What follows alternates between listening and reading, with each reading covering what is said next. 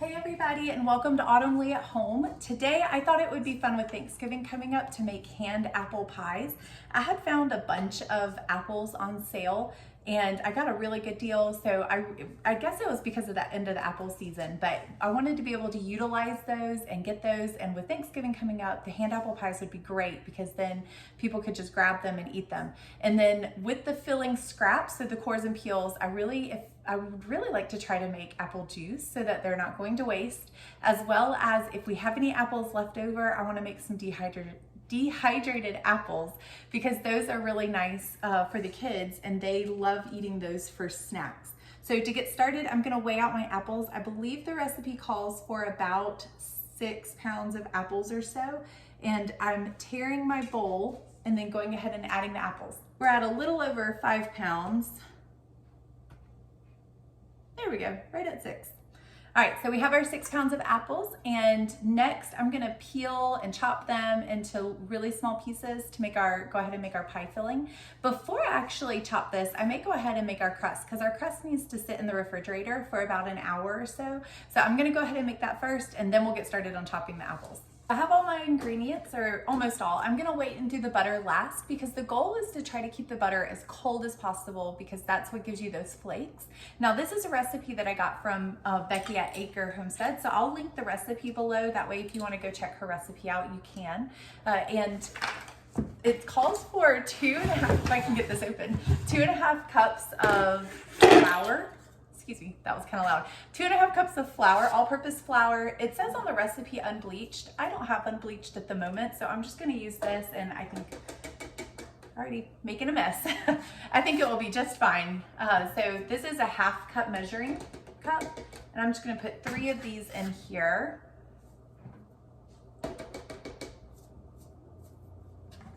There were other recipes that I looked at that called for sour cream, and those looked really good too, but I don't have any sour cream at the moment and I didn't get a chance to go to the store. So I'm just gonna use what I have, and this one did not call for sour cream. Next is 1 teaspoon of salt.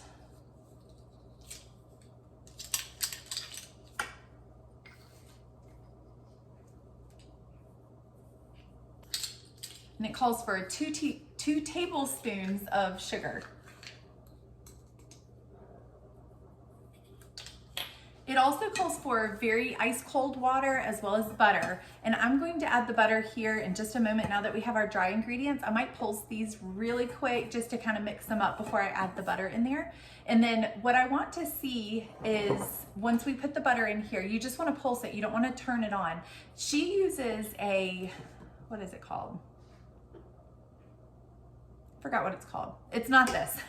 I only had a blender, but a blender will be just fine. You just don't want it to become really mixed up. You want to pulse it just enough times to make it look pea size, the little pieces of butter to be about pea size or kind of crumbly looking.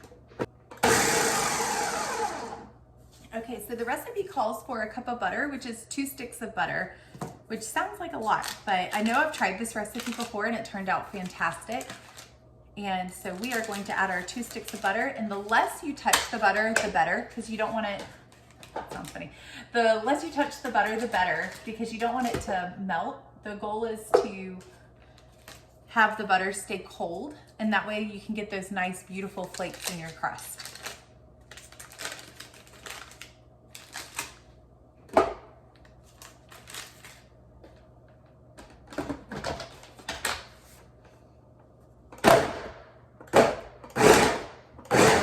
So I'm just gonna pulse it over and over again. That way we can get the consistency that we want, which is those pea sizes. See right here, it's not quite small enough yet. You can see those kind of bigger pieces right there in the middle. We want it a little smaller than that to be pea size. All right, let's take a look.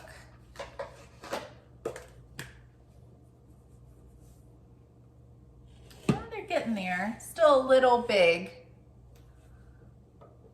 Okay, so I have my water here, and I'm making it, you want it to be ice cold, so I put a few ice cubes in it, and the recipe calls for 1/2 cup of ice cold water to be mixed in with this. So we'll just do a little bit at a time because you want it just enough to be able to kind of squeeze it together and it hold together. I have my ice water, it's nice and cold, so I'm gonna go ahead and start adding just a little bit at a time and then kind of pulse it together.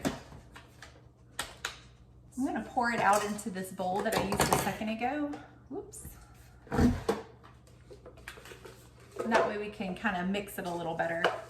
I'm just gonna kind of fold the water in. Whoop. Like I said, I'm making a mess. Goodness gracious. All right, so we're gonna do our squeeze test and see if our crust is ready to be kind of rolled up and put in the refrigerator. All you want is for it to be wet enough to hold together. So that looks pretty good. So I think we are finished. I'm not gonna add any more water. So it looks kind of crumbly-ish, but that's okay because once we start, whoop, I have enough crust left by the time I keep doing that. Once we start squeezing it together, if I notice that I'm having problems with it being too crumbly and holding together, I can always add more water, but once you add it, you can't take it back out. So we're gonna go ahead and leave that there just in case I need it. I'm gonna get my cling wrap and go ahead and sit that out and get it ready to roll this into, kind of shape it into a little ball and put it in the fridge, or like a little patty, I guess, and put it in the fridge. I've got my cling wrap. And this divides into two separate patties. So it makes two pie crusts, but we're not gonna be making a pie exactly. We're gonna be making hand pies. So really the amount's not a big deal. Now, with that being said, I may divide it into two. That way, if one pie crust makes a lot, then I can save the other for later and it'll already be divided out. But first, I'm gonna try to crumble it, and because it looks pretty crumbly, I'm gonna try to squeeze it together first, and that way I know if I need to add more water before separating it.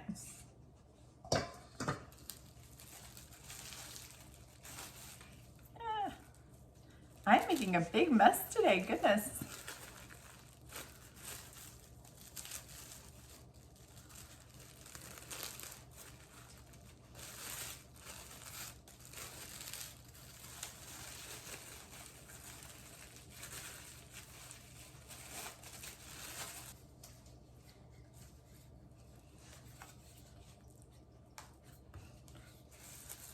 Squeeze it together. All right, I'm going to do, looks about half right there, so we'll do that. Oh, it might be a little too crumbly. Okay, maybe we need to add a little more water.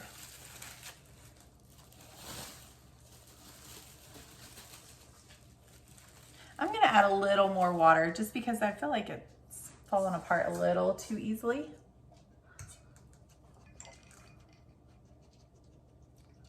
And the cold water is not going to hurt anything with the butter just because it's ice water. It's cold.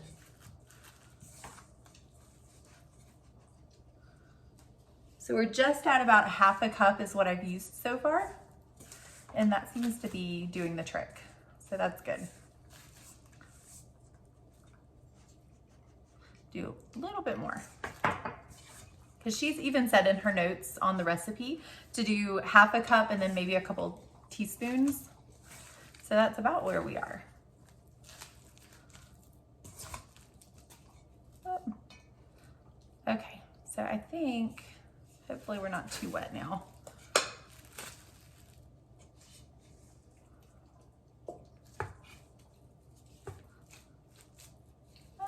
We might be.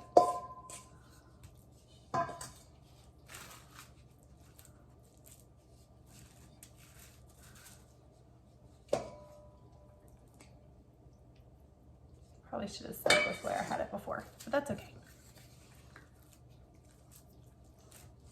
I'm trying not to touch it very much because I don't want to make the butter melt.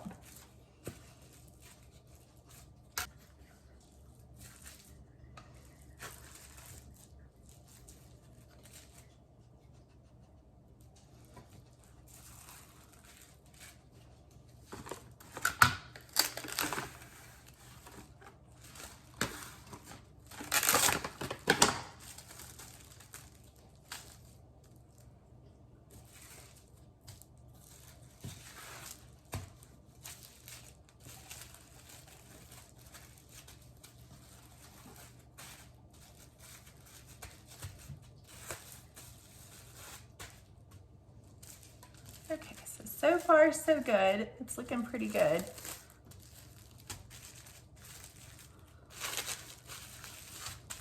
All right. They're not exactly even, but again, I'm using these for pie, hand pies, so it's not a big deal. So you can see kind of the buttery pieces in there. And that's what you want to see, the pea-sized butter pieces. Yeah, I don't know if you can see those lumps or not, but that's what we want to see. So I'm going to stick these in the refrigerator for about an hour so that they can firm up and get harder. And while that's happening, I'm going to go ahead and get started on peeling and coring my apples. Before I get started on my apples, I'm going to take the time to try to clean up my area real quick because I made a mess with all the flour. Okay, so today I'm going to use the recipe. I know there's a bunch of recipes out there, but today I'm going to use the recipe from the ball canning, the preservation book for ball canning, and it's apple pie filling right there. And I may add a couple extra ingredients because I'm not canning this. I'm actually just going to freeze it. I was hoping to can it, but I don't think that, I think they're canning books that they have. There's some that have all kinds of recipes. This is pretty much kind of more for beginners, this one is, which is great. However, it doesn't have for canning apple pie filling, which is unfortunate because I was looking forward to trying to can. Right now, you saw me just add fruit fresh. So while I'm cutting the apples, I'm just gonna put the apples here in the cold, cool water with the fruit fresh. I can't talk today. With the fruit fresh, and I'll go ahead and start cutting those, and that will keep them from looking and turning brown as I cook them or as I cut them.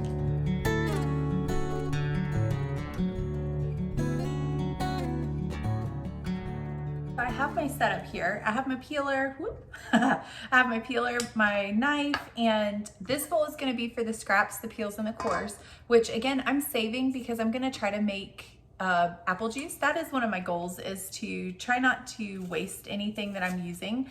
And when I spend all this extra time making other things, I thought that, you know, what's stuff that we use at home very often that we could make ourselves, or that I don't want to have to buy from the store, and apple juice is one of them. I have 4 kids, and so they love apple juice. It's something that they really enjoy, and I thought with all of these things, with all these scraps and cores, surely I can make some apple juice out of them. So that's going to be a first for us today. And again, depending on how much I make, I may decide to can it and preserve it that way. That way it lasts longer. However, I need to look that up to see if I'm able to. If not, that's fine too, because it's something that we can do later on.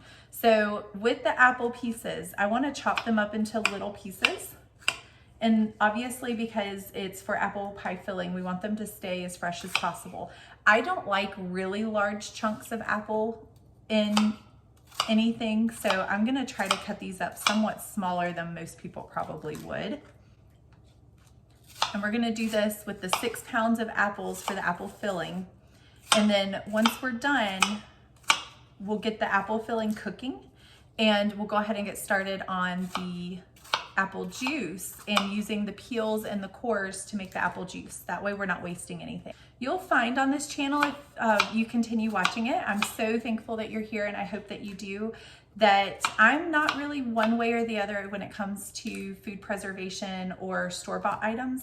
I'm kind of in between right now when it comes to, I don't avoid buying stuff from the store. I'm completely fine with buying pre-made stuff from the store or anything like that. However, I am on the journey to possibly, the more I can make at home, not only does it save money for us, but it's also healthier. So I'm on a journey to try to learn how to make more things at home. So I'm in the process of, when I am cooking stuff, I ask myself, is this something that I can make myself, or is it something I need to buy from the store? And obviously with 4 kids, sometimes it's a time constraint, but that's where you just give yourself grace, and you just tell yourself that, okay, if I can make this, then great. If not, it's not a big deal. And if you want to join me on that journey, I would love to have you follow along. Please post in the comments if you happen to be doing kind of something similar. Give me your ideas of things that you make at home that allows you to save money and not have to buy it from the store, to also be a little bit healthier. So I have found that canning stuff and you know, the food preservation and hopefully next year growing some. I'm not gonna have a big garden because we live in the suburbs and there's just not a lot of space to be able to do it. I hope one day that that will change, but for now, I'm very grateful for this house. And I want to utilize this time to teach myself food preservations in hopes that one day, if I do have a garden, that we can grow more vegetables and fruits than I already am. I recently planted garlic and I'm excited to see what that does. And then in the spring, I'm hoping to plant a lot more tomatoes and maybe some green beans, and we'll just take it one step at a time. Gardening is also a learning curve of mine. It's something that I definitely do not come naturally by, but by doing it, we could save ourselves so much more money as well. So that's kind of my goal, is to learn one thing at a time and not overwhelm myself. But if it's something I can do, then great. If not, then it's not a big deal. But I also just really enjoy learning new things. And I hope that you guys join me on this journey. If you want to, please like, subscribe, and share. That would be great. And that way we can kind of spread this as well to all those that are just now learning how to cook. I didn't really have anybody in my family growing up that knew how to can. I know there's a handful that are learning now, or even cooking from scratch and that sort of thing. There's a handful that are learning and teaching themselves as well. And so I'm hoping to kind of grow in all of these areas. And we already have so much growth. I've already learned so much, especially from you guys online, which I really appreciate. I just hope to build an atmosphere of encouraging one another and teaching those that already know how to cook a lot and can and preserve and all of that.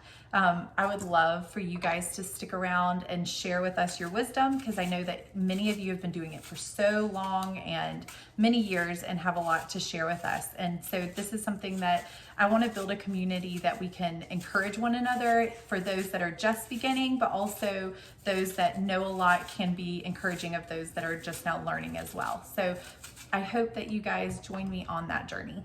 One thing I want to be careful of is not making anything or preserving anything that we wouldn't actually eat. And I know that that's going to be kind of trial and error as well, because there's going to be texture stuff that we're like, ooh, even though we did this correctly, the taste or the texture just isn't our favorite, and we're going to have to kind of play around with all of it. But I want to make sure it's easy for me to do all this canning and preserving and food making, and then want to be able to see how pretty it is on the shelf. And the goal is for us to eat it. So making sure that I don't get caught up in what will look pretty on the shelf and what can I make to look pretty on the shelf, but actually using and making stuff that my family will eat and can eat. So if my kids ask, hey, can I have a jar of peaches? Of course, absolutely. That is a healthy snack. You can have as many as you want, even though it took a lot of hard work to make it. And I see those jars go down really quick. That's the point of it. So letting them do that, that's what I want to see. I want to see it used. I don't want to see it sitting on the shelf just to add numbers to my collection, because it's also easy to get caught up with seeing everybody else's pantry tours and all of that, and question whether you are, making enough or doing enough, and how pretty theirs looks. And because our pantry is an active pantry, we use everything in there often.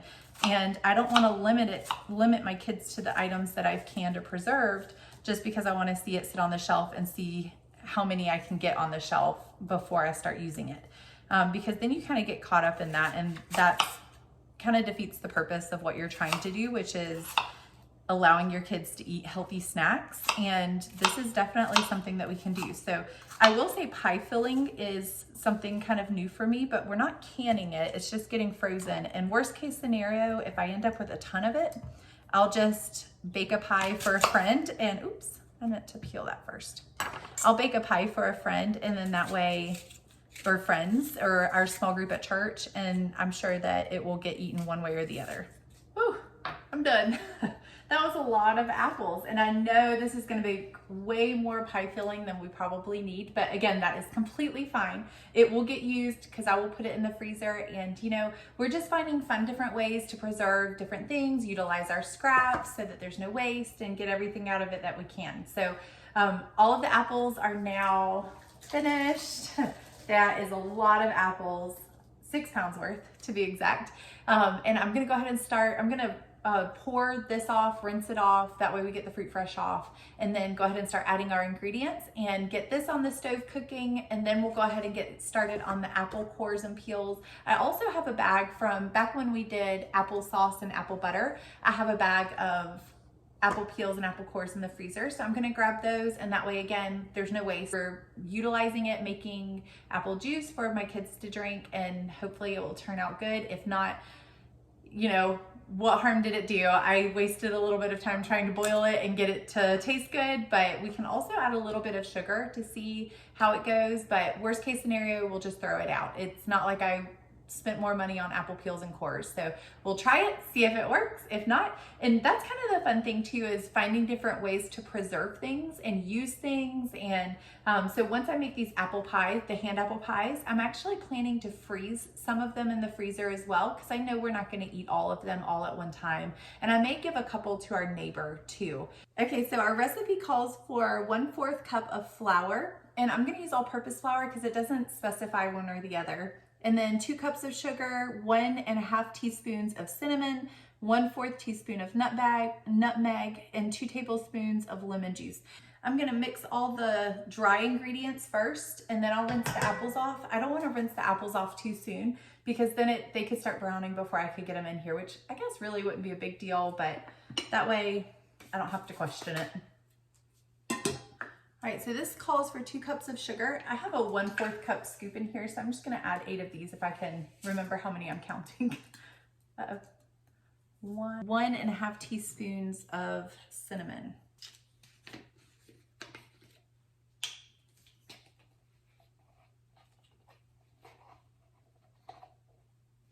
1/4 teaspoon of nutmeg. And then I'm gonna add a little bit of vanilla extract, because I know it doesn't call for it, but my family loves vanilla extract.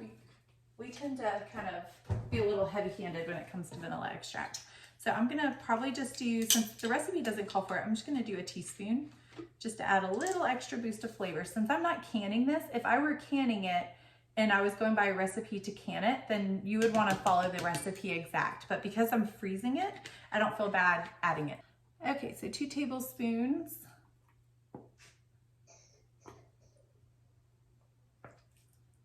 Okay, and now I'm gonna get my apples ready, and then we should be good to go. I got all of our apples washed. So now we're gonna go ahead and add them into the ingredients here. And I may actually take a whisk to this first, just to kind of mix it all up before I add the apples. I don't think you have to, but I figured it wouldn't hurt. But this is what it looks like on the inside. And I'm just gonna kind of whisk it so that all the ingredients kind of are a little bit more blended before I add the apples. If you have other ingredients that you and your family use in apple pie filling, please add them down below, because I would love to get y'all's take. Again, I didn't grow up cooking from scratch, so any advice from you guys would be great. And please put it just in the comments below, because that way I can maybe utilize y'all's knowledge and see what you guys use in yours, and what it kind of tastes like too. That would be great. All right, so let's go ahead and add all of this, and then we are going to mix it and put it on the stove and let it cook down together.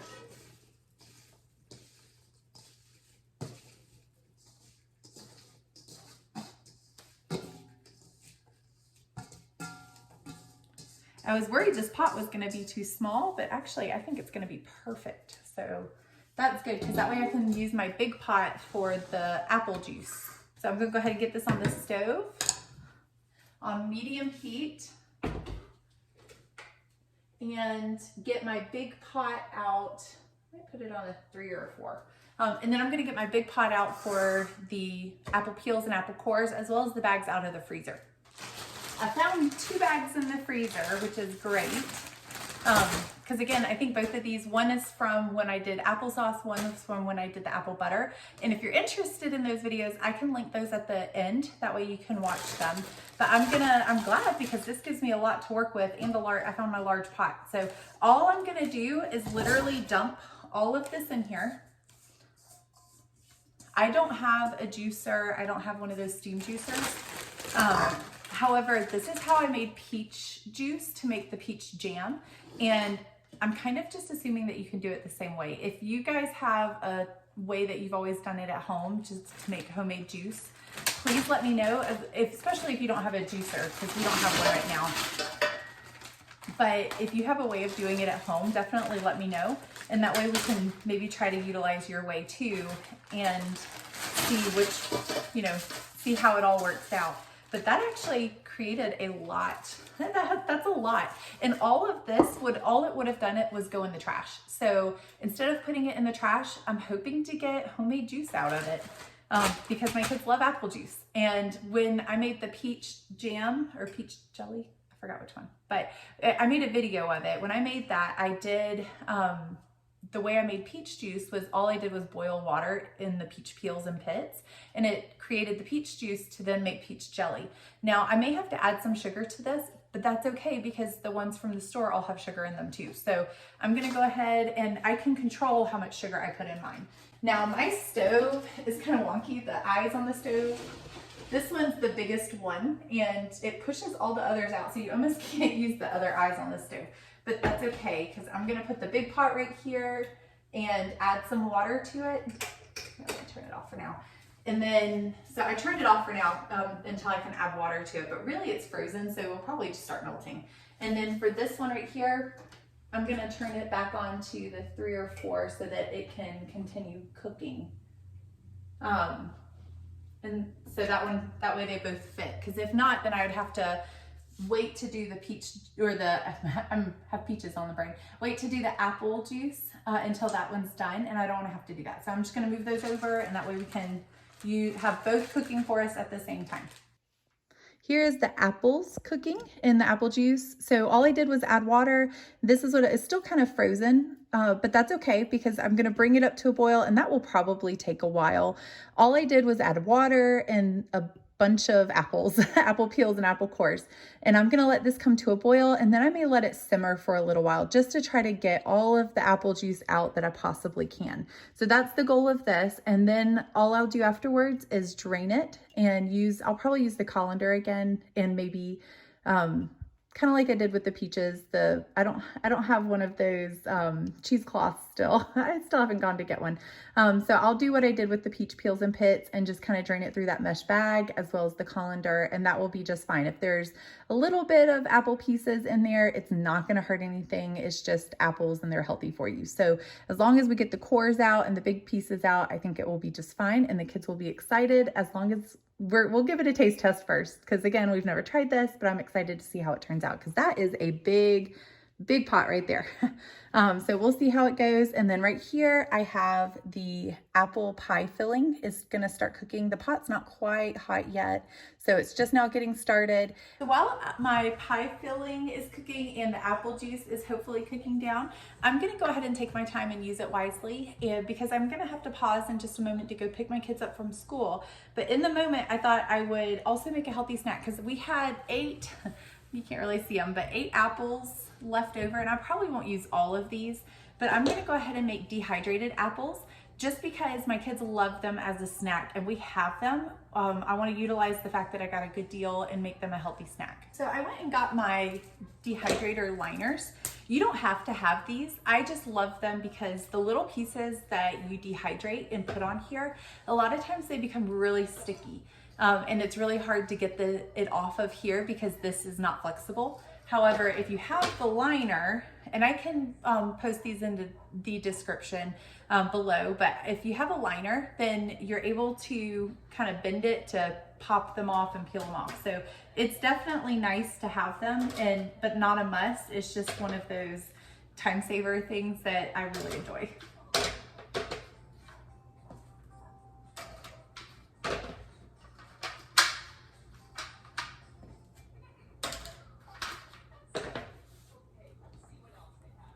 you want to try to cut them thin because that's what gives them more of like a chip texture. So you'll see kind of, here, I'll get closer. You'll see how thin it is. That's about what you want it to look like. And that will give it that texture that you want, that will allow them to kind of make it seem like they're eating chips, just a healthy version of it.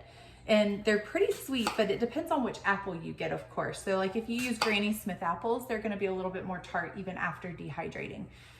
These are Honey Crisp apples. So they usually work out really well. And because I got a deal, this is not gonna be enough to last the whole winter, of course, but it is something that I want to try to work on doing better of next year, is trying to get enough of a produce to, especially while it's on sale. These, again, I got for a really good price because it's the end of the season. Whoop. Probably shouldn't be doing it that way. Let me try away from my hand. Oh, made that one a little thick, but it'll be okay.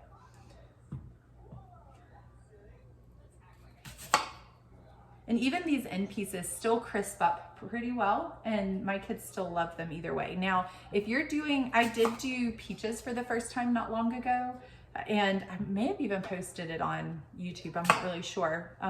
But the peaches, I will say these end pieces were not the best, just because of the texture of the peel of a peach. They are kind of that fuzzy, furry texture, and so I wouldn't really recommend. I would definitely recommend dehydrating peaches, but the end pieces you may just want to eat as you go, or maybe try to find something else to do with those. My kids did eat them. I didn't make them. They did eat them, but to be honest, I don't know if I would eat them just because of the texture of them. But the dehydrated peaches themselves tasted wonderful. The way that we store these, once I get these all chopped, like sliced very thin, and I dehydrate them, what I use is if I can reach it, what I use is a Nesco Professional Dehydrator, and it's food and jerky. And mine actually has the temperatures of what the food looks like, and I'll kind of bring it up closer so you can see it.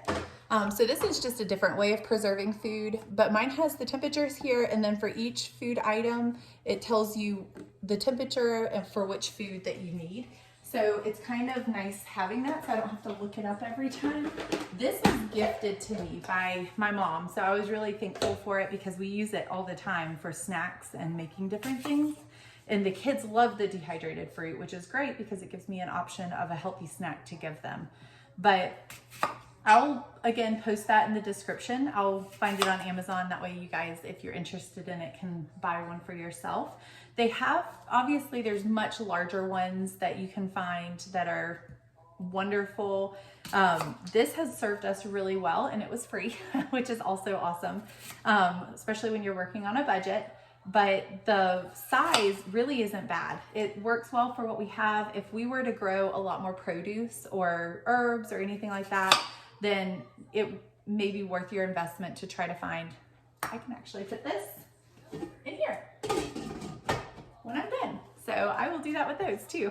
But it may be worth your investment to actually try to get a larger one with like the trays and stuff.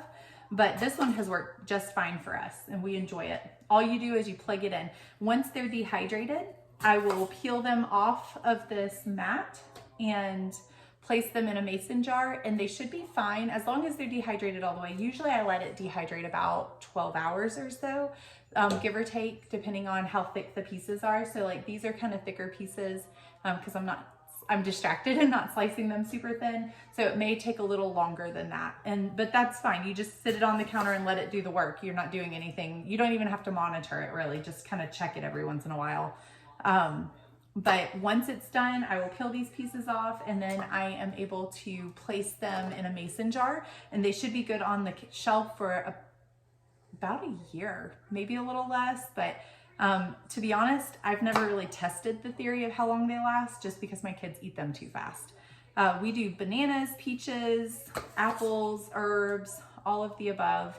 And the fruits that I've dehydrated never last longer than maybe a month, if that. But it's been a great way to utilize so if I have bananas and my kids are running through bananas, you know, because one week they eat a bunch of bananas and I'll buy a bunch for the next week and then they don't want to touch them.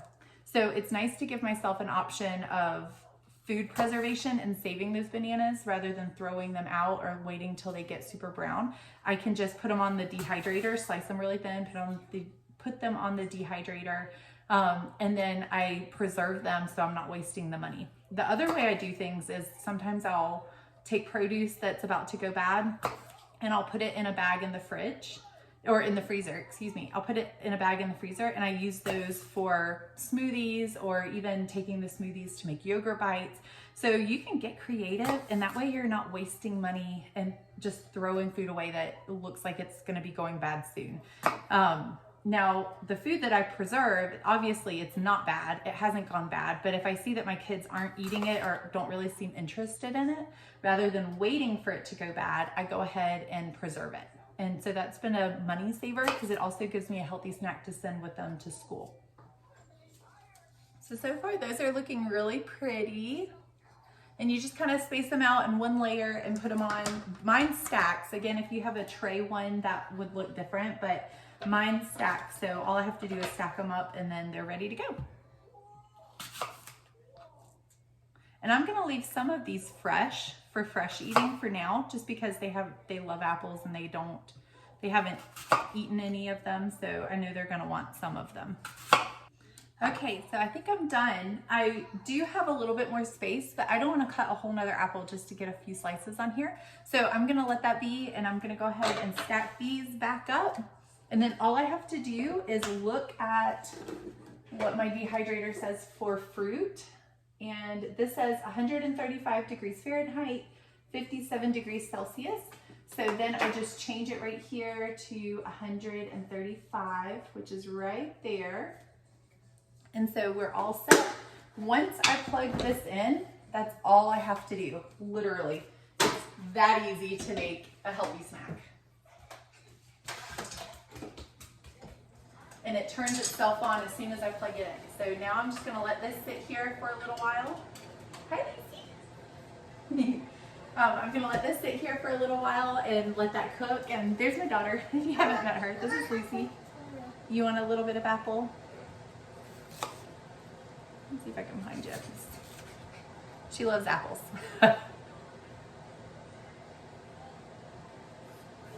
All right, and I'm gonna put these cores that I just got and put them in here as well so that we can add to our apple juice. And hopefully that will turn out as well. And I have 5 apples left, so that dehydrator, once I sliced everything up, it ended up only being 3 apples, but we're gonna get that will be 3 apples worth of healthy snacks, so that's wonderful. So I'm gonna go ahead and get the kitchen cleaned up. We're still waiting for these to cook down, but it's almost time for me to go pick up my kids from school. So I think I'm gonna push the pause button right now. When I come back, I will plan to roll the crust out, cut it, and put the pie filling in there and then bake it. So that's kind of the easy, fun part. Oh, all of it's been fun, so really I shouldn't say that. But that's kind of one of the easier parts, is just rolling it out. At least I'm hoping so. And then we'll use an egg wash, so I'll show you what that looks like to close it, and we'll cut slits in it, and I'm just excited to see how they turn out. All right, so I am back. I just was checking on the apple juice and it's actually looking really good. It smells wonderful, so I think we're on a roll with that. So now I'm gonna go ahead and get started on finishing our hand pies. And our apples are still going. So they're working as I've been doing everything else, which has been great too. And so has the apple juice, like making the apple juice. I am curious what it's gonna taste like. It smells wonderful when you lift the lid up. And I'll show you what that looks like here in a moment too. But to get started with the hand pies, we're gonna roll out the crust, and then I'm gonna use like a little glass bowl to try to cut little circles.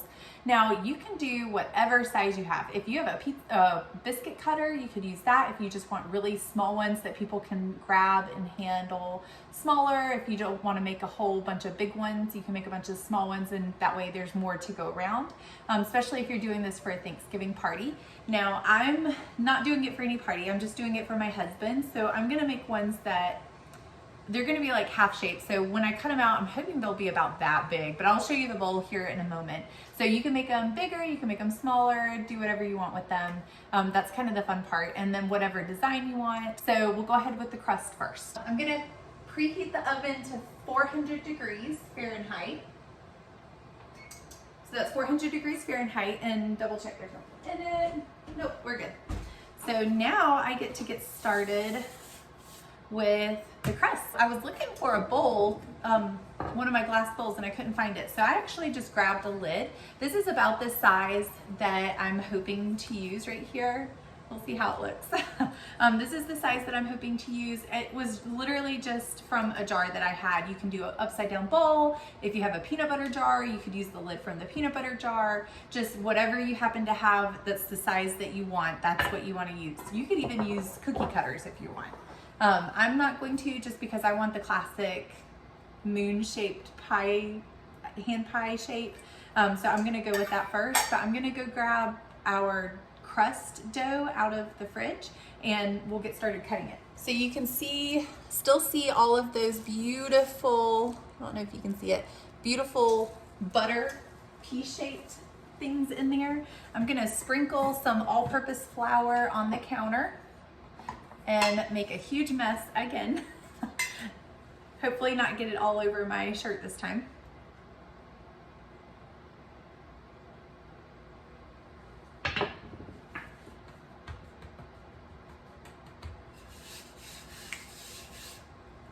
I have my parchment paper and pan here. You can see that. And I'm gonna go ahead and give this a good spray. That way we just know that it's not gonna stick.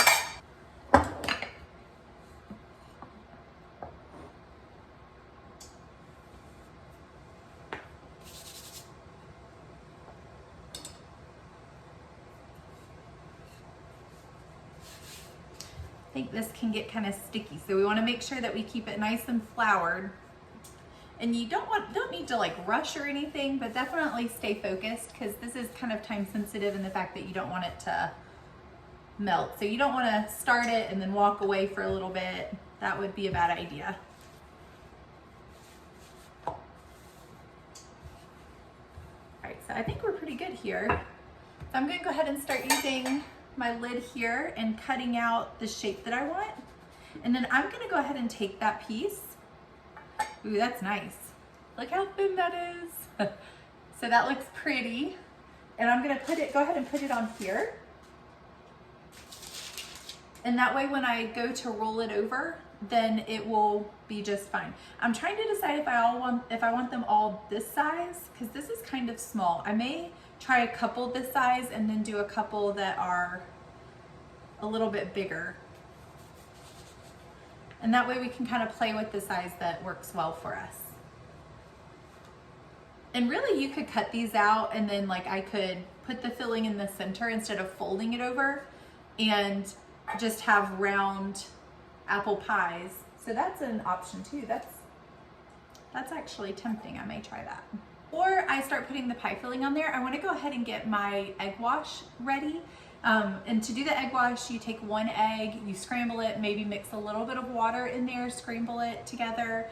And then I'm going to use my finger to put it around the edge of each one. And then put the pie filling right in the center. And then I'll take one of the discs and put it over the other, and then use the fork to kind of seal it all the way around after putting the egg wash around the rim or the edge. That way it helps seal it. If not, then it will ooze out everywhere. And it may still ooze out some, but you want to try to prevent it as much as possible. I have my pie filling here, and it cooked down for a little while. It's still, I don't know if you can see it. It still looks a little runny, kind of. Which was something that I struggled with. And I don't know, I followed the instructions. So the taste is okay. I would say it probably could use a little bit more flavor. I wouldn't say that this has been my favorite pie filling recipe. So I may try something different next time. It's not bad, but I think that it could be a little bit better. So I may try something new next time and see if I like it more. But we are gonna use it because I cooked it all day and it still turned out great. The taste is fine. I just feel like there could be something better out there. So we'll go ahead. I'm gonna use one hand to do this part and one hand to do the other. I'm just literally using my finger to put an egg wash all the way around the rim of the circle. Once I have that, I'm gonna put my pie filling right in the center and then take one of these other ones over here. There we go.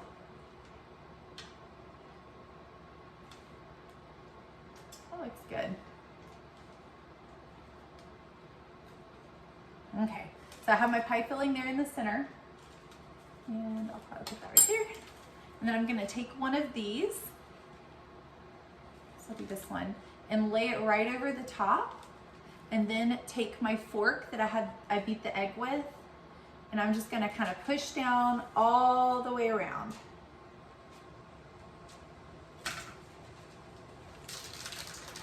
So I'll wait to cut the slit in the center. For now, I'm just gonna go ahead and keep going all the way around, and that way I can keep it moving.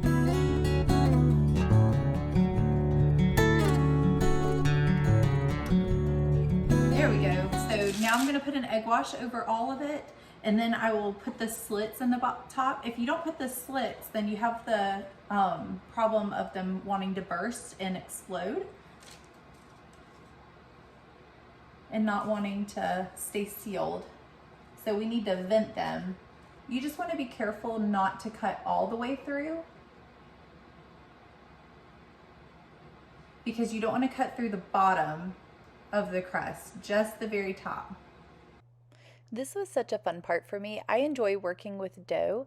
I, of course, love being in the kitchen in general, but cutting all those apples just took so long and it was kind of tedious. So I'm glad that we got past that part and are able to get to the part of working with the dough and making these apple hand pies. So now that we are finishing up the first round, I went ahead, our oven is preheated to 400 degrees.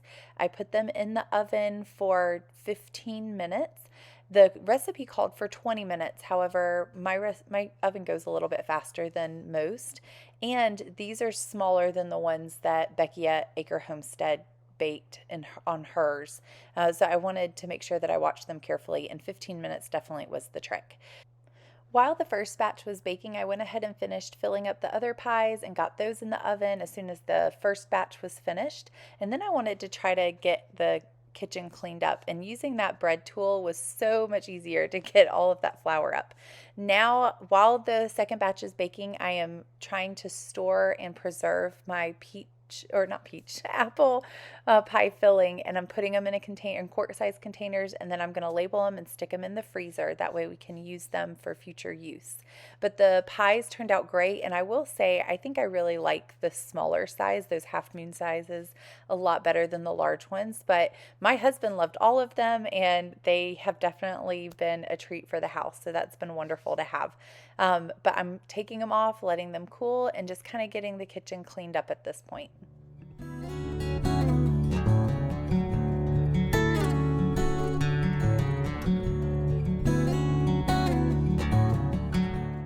Now that I'm wrapping up the apple pies and some of the other preservation projects, I am moving on to the apple juice, and this is our last but not least project of the evening.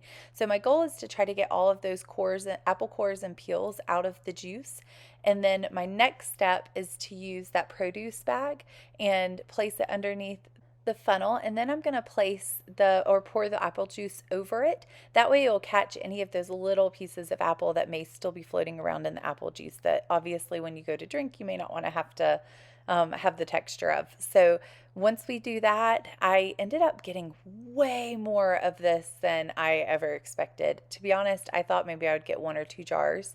And then as I was funneling it through, it just kept coming and kept going. And I got a lot of apple juice. So I'm trying to figure out how best to utilize that apple juice and save it and preserve it. But I'm very, very grateful for that. This is good to know because those cores and peels were just going to be thrown in the trash. So knowing that anytime I do a preservation project, especially with apples, that I can freeze the cores and peels and then turn them into apple juice is a great option. Guys, look how much we got done today. This is a lot.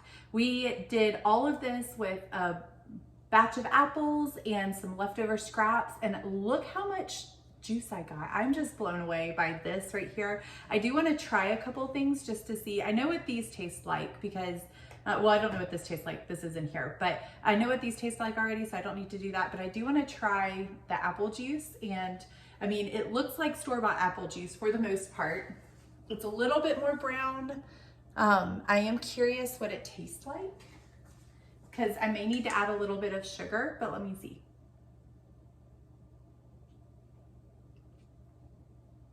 Oh, that's good.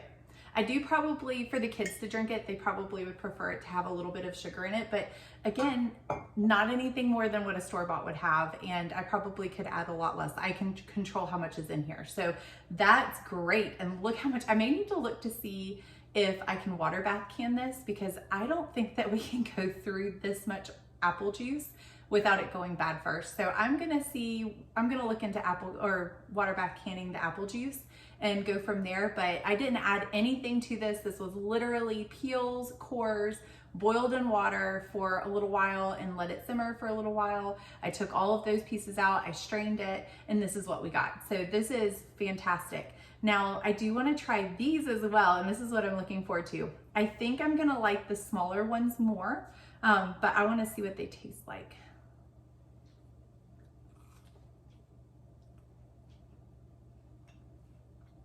Oh my goodness. These are fantastic. You can taste the butter in the crust. It's nice and flaky.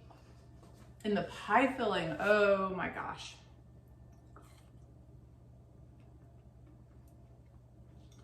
So good. I would definitely make these again. And I know I was bashing the pie filling earlier, but once you put it in the pie crust and bake it, wow, this is fantastic. So I'm definitely gonna freeze this, keep it. That way if I wanna make a pie, like an actual apple pie, or these again, I already have the filling made. So that is fantastic. I would definitely recommend this. I'll put in the description the recipe for the pie crust, and then the pie filling was just out of the ball canning book for preservation. So you can look that one up as well. So if you look at it, that's what it looks like. And then there you see all those flakiness flakes, and that pie crust is great. My husband's laughing at me. He tried one before me and he liked it too. I'm just gonna finish this one. I had to finish it first because man, I'm not usually an apple pie person, but with this crust, these are not gonna last long. These are really good. Now in Becky's video, she said that you can freeze these. I think in her video, she froze them before baking them. And I think she put the egg wash on first. So you can, again, I'll link it below. You can look at her recipe, but these I definitely would recommend. I'm just blown away by how much we got done today, and all using just a bushel of apples and some scraps. So I just want to take this time to say thank you so much for joining me and spending your time with me today. Please like, subscribe, and share, and I hope to see you guys next time.